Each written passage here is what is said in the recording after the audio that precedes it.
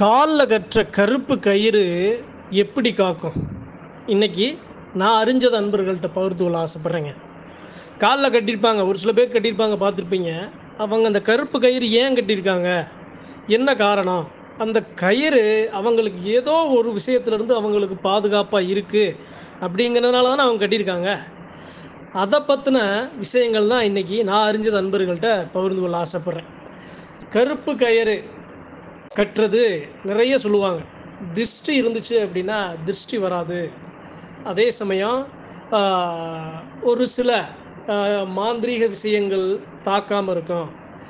ஒரு சில சாலையோரம் இருக்கிற ஒரு சில காற்று கருப்பு இது போன்ற தீய சக்திகள் நம்மளை தாக்காமல் இருக்கும் அப்படின்னு ஒவ்வொருத்தவங்களும் ஏதாவது இது போன்ற கருத்துக்களும் இருக்குது. ஆனால் இதில் இன்றைக்கி நான் அறிஞ்சதை சொல்ல என்ன ஆசைப்பட்றேன் அப்படின்னா, அதாவதுங்க, காலில் கருப்பு கயிறு வந்து எல்லாரும் கட்டிட மாட்டாங்க. ஒரு சில பேர் அவங்களுக்கு உரிய நம்பிக்கைக்கு ஏற்றாற்போல் அவங்களுடைய தெய்வத்தை வணங்கி பூஜை செய்து அந்த காலில் அந்த கருப்பு கயிறை கட்டுவாங்க. தப்பு இல்லை. சரி, கற்ற கருப்பு கயிறு எப்படி காக்கும்? பொதுவாக என்னையை பொறுத்தளவு, அதாவதுங்க, நான் விழிப்புணர்வாக இருக்கேன், நான் நல்லா இருக்கேன், என் கண்ணுக்கு நல்லது கெட்டது அப்படி எனக்கு எது தெரியுது அப்படின்னா நான் காலில் அந்த கருப்பு கயிறு கட்டணுங்கிற அவசியம் இல்லை. ஆனால் எனக்கு நல்லது கெட்டது தெரியலை.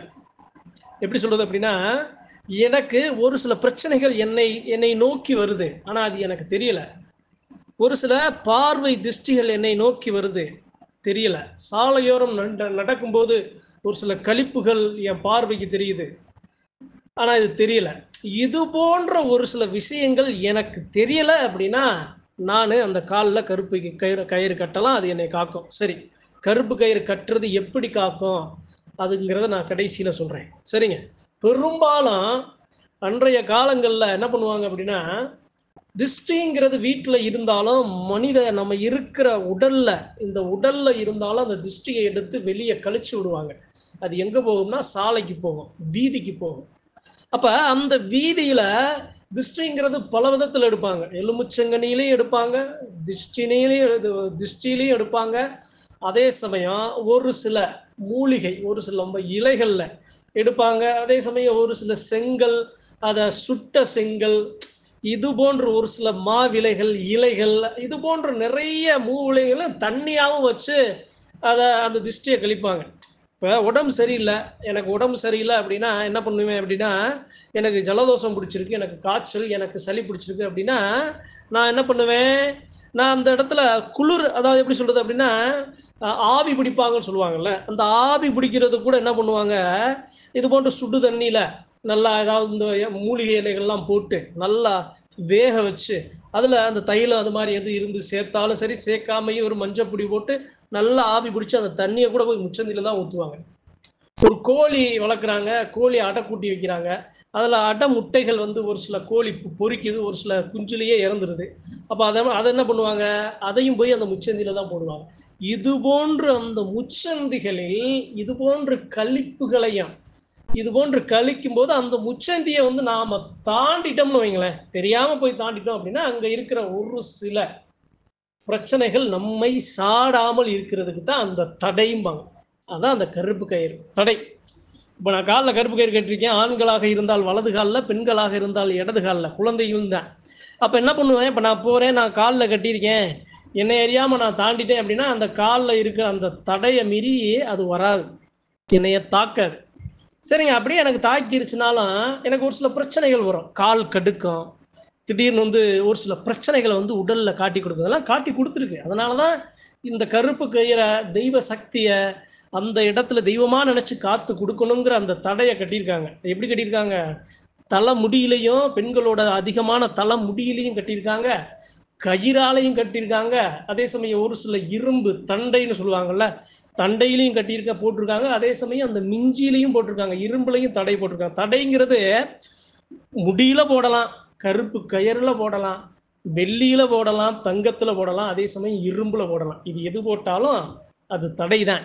ஆனால் அதில் இருக்கிற சக்தி எங்கேருந்து வருது, அதுதான் இப்போ நான் நண்பர்கள்ட்ட பகிர்ந்து கொள்ள ஆசைப்படுறேன். சரிங்க, எனக்கு தெரியல எது நல்லது எது கெட்டதுன்னு எனக்கு தெரியலை. திருஷ்டி இருக்கா இல்லையா தெரியலை. நான் ரோட்டில் போகிறேன், நான் இது இது என்னன்னு தெரியல, நான் தாண்டிடுறேன். எனக்கு அடிக்கடி ஒரு சில பிரச்சனைகள் இருக்கு, ஒரு சில விஷயங்களை நான் மறந்துறேன் அப்படின்னா நான் என்ன பண்ணணும் அப்படின்னா, இதே மாதிரி ஒரு கருப்பு கயிறு 5 முடிச்சு 7 முடிச்சு ஒரு 9 முடிச்சு 3 முடிச்சு போடுவாங்க. அந்த அளவுக்கு ஒரு கருப்பு கயிறை வாங்கி குலதெய்வர்களை நம்மளுடைய குலதெய்வத்தை நினைச்சு நம்ம வீட்டில் பூஜை பண்ணணும்.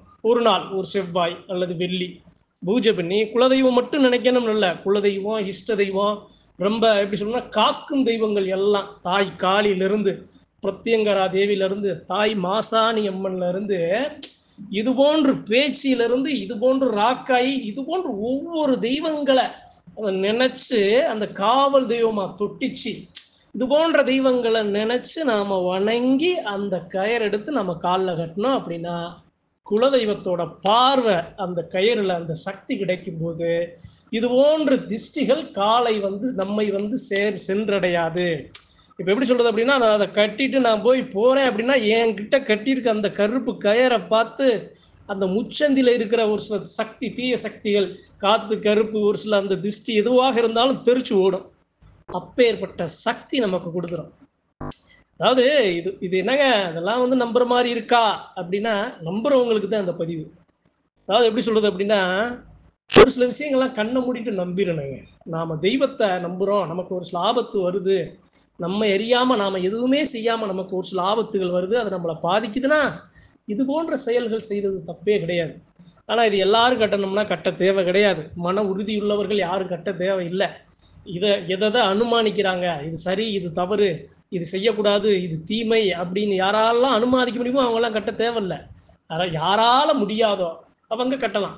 ஒரு சில குழந்தைகள்லாம் என்ன சொல்றது அப்படின்னா, குழந்தைகளுக்கு தெரியாதுங்க, விளையாடும், உச்சந்தில வீடு இருக்கும், அந்த இடத்துல நிறைய கழிப்பாங்க. அப்போ அந்த இடத்துல வீட்டு நிறைய குழந்தை இருக்குது அப்படின்னா அந்த குழந்தைகளுக்குலாம் தெரியாது, ஓடி ஆடி விளையாடுங்க. இப்போ குழந்தைக்கு அந்த குலதெய்வத்தை நினச்சி அந்த கருப்பு வேற குழந்தையோட காலில், ஆண் குழந்தையா இருந்தால் வலது காலில், பெண் குழந்தையா இருந்தால் இடது காலில் ஒரே ஒரு கயிறை மட்டும் நீங்கள் கட்டி விடலாம். ரொம்ப ஒரு மாதிரி பிரச்சனையாக இருந்தாலும் அலறி ஒரு மாதிரியா அந்த உச்சந்தில இருக்கிற ஒரு சில குழந்தைகளுக்காக சொல்கிறேன், அலறி சரியாக தூங்காமல் இரவு சரியாக தூங்காமல் வீருன்னு அழுதுகிட்டு இருந்து சரியாக சாப்பிடாம சரியாக 1க்கு 2க்கு போகாமல் இருந்துச்சு அப்படின்னாலும் அந்த பயந்த குணம் மாறுறதுக்கும் இதை கட்டலாம், பயப்படாமல் இருக்கிறதுக்கு இதை கட்டலாம். இதை கட்டுறது முக்கியம் இல்லை, நம்ம குலதெய்வத்தை நினைச்சு அந்த கயிறை வச்சு நாம வழிபாடு செய்யறோம் பார்த்தீங்களா, அதுதான் முக்கியம். ஏன் அப்படின்னா நம்ம சாமி நம்மளை காக்குங்க. ஒரு காப்பு கட்டியிருப்போம், காப்பு கட்டிக்கும் போது சாமியா நிற்க நம்ம மேல இல்லை, இருக்கிற காப்பு கட்ட எல்லா பங்காளியும் மேலே நிற்க. அதே மாதிரி ஒரு கயிறை அந்த தெய்வத்தை நினைச்சு நாம கட்டும்போது நம்மளை காக்காதா? குலதெய்வங்கிறது நம்ம நிழல் மாதிரி எல்லா குல மக்களையும் ஒவ்வொன்றா பார்த்து காக்குறதாங்கிற தெய்வத்துக்கு ஆகச்சிறந்த கடமை. அப்படி இதை நாம நினைச்சு கட்டும்போது இது போன்ற ஒரு சில கழிப்பு, ஒரு சில திஷ்டி, ஒரு சில தீய சக்திகள் காத்து கருப்பு இதுல இருந்து நம்மளை காத்து கொடுக்கும். அந்த கருப்பு கயிறு நம்பியவர்களுக்கு மட்டும்தான் இது நடக்கும். நம்பாதவர்களுக்கு 1000 கேள்விகளையும் ஆராய்ச்சிக்கு வைக்கிறவங்களுக்கு இது நடக்காது. சரியாகும்னு தெய்வத்தை பரிபூர்ணமா நினைச்சு நாம கட்டுனா சரி, நல்லா கேட்டுச்சுன்னா அது சரி, இல்லை அப்படின்னா அதை கழட்டி நீங்க ஆத்துல விட்டுறலாம், நீர்ல விட்டுறலாம். அதனால நான் அறிஞ்சது அன்பர்கள்ட்ட பகிர்ந்து கொள்ள ஆசைப்பட்டேன். நன்றி, வணக்கம். மற்றும் ஒரு பதிவில் சந்திப்போம்.